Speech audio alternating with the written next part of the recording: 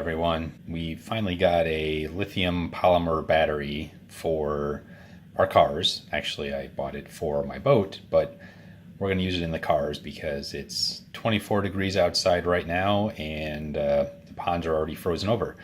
So I'm gonna take this outside and just do a quick speed test run between a fully charged nickel metal hydride 3300 milliamp hour battery and our brand new, just charged, LiPo 5000 milliamp battery.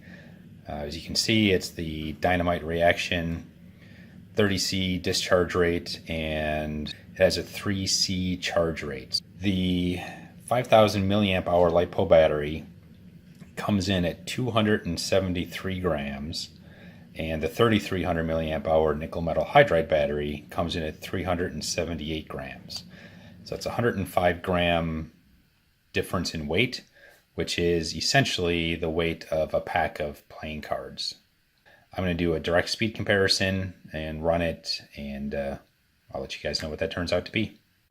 All right, so we're outside now.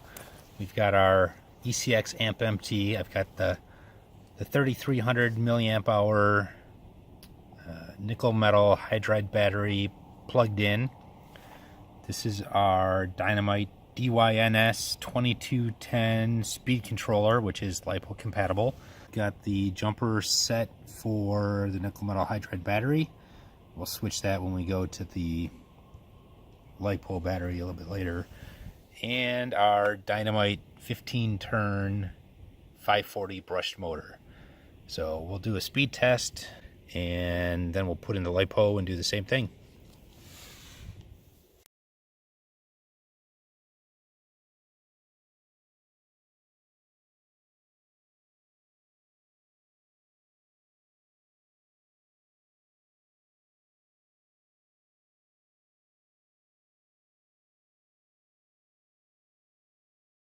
Alright, so now we have switched over to our 2-cell LiPo pack.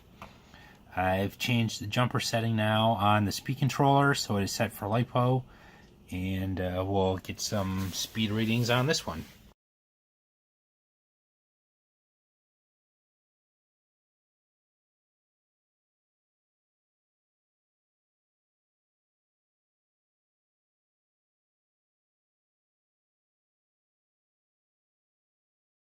Here we go. The race off between the Ferrari and the GT, the Ford GT. LiPo in the Ferrari versus nickel metal hydride in the Ford GT. All right, count it down. 3, 2, 1, go.